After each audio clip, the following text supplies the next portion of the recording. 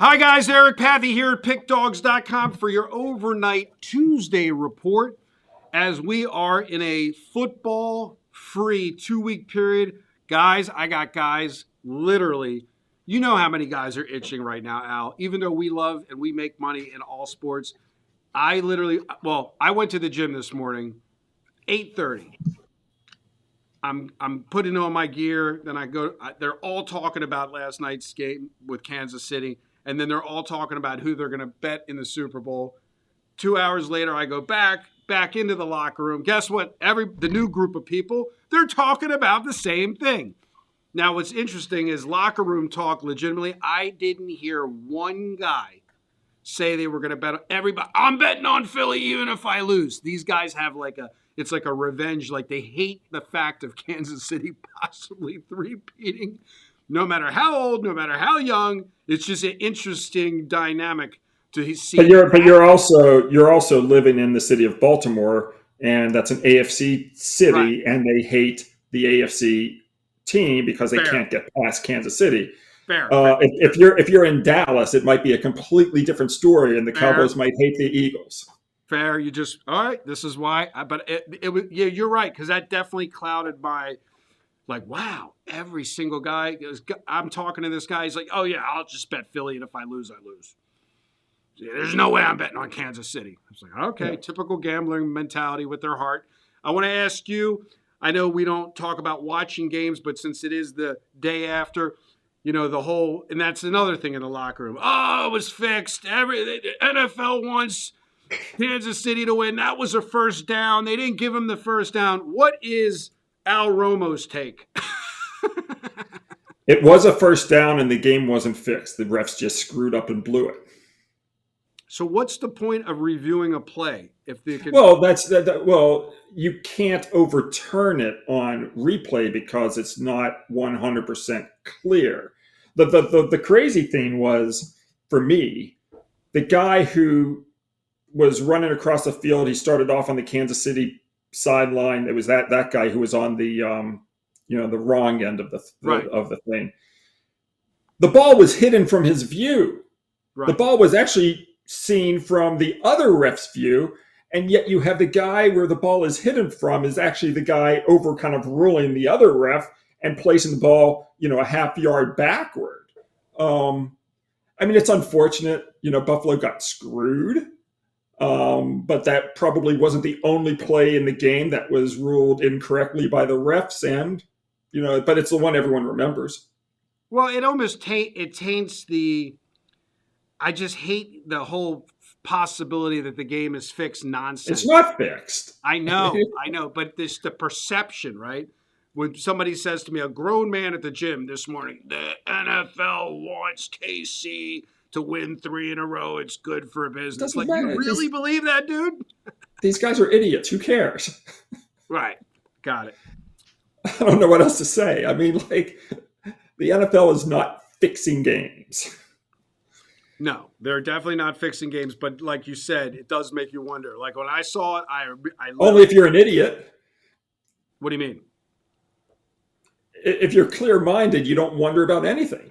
Yeah, that's true. Or you're just an emotional gambler. But yeah, I just wanted to talk because it was like a defining play of the game, and obviously. Oh no! Look, it's a blown call. It's not the last time we're going to have blown calls in a sporting event. It happens all the time. Did you hear what Al just said? Don't be an idiot. Games aren't fixed. There's no master conspiracy. There's no Wizard of Oz man behind the screen saying we want Kansas City to win 3 in a row.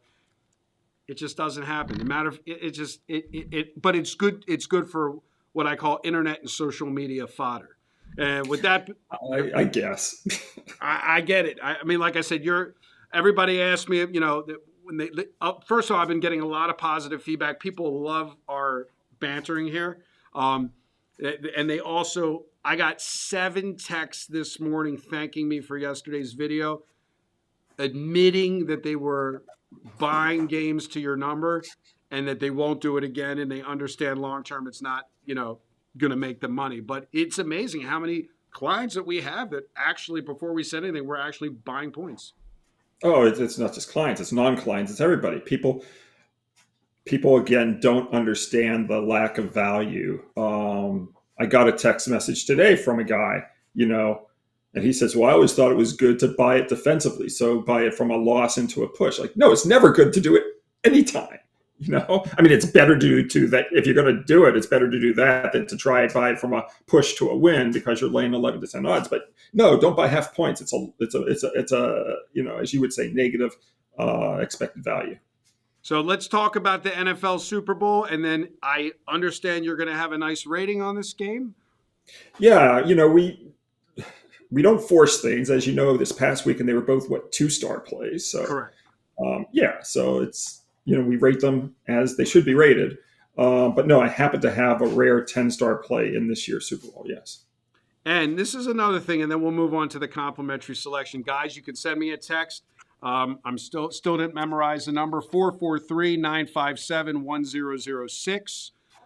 Like I said, I have it right here. I did not memorize the number, 443-957-1006. Also have a client that reached out internationally. We do have quite a bit of international clients.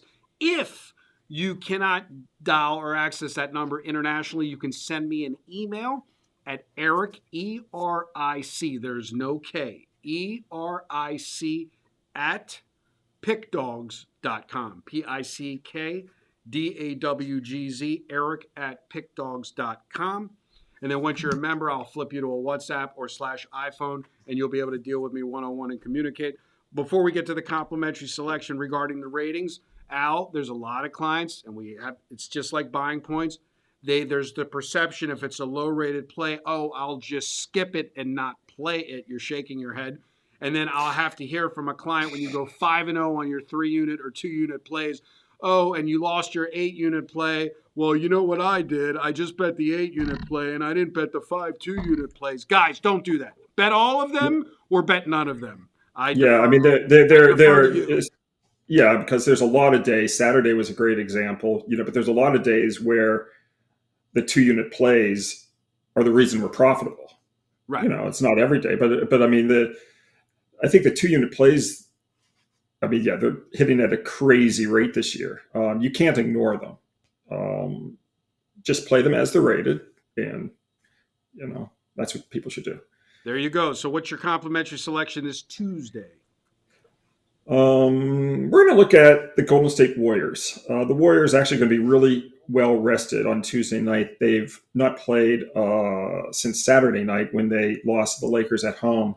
And Golden State is 101-77 ATS at home off a straight-up home loss.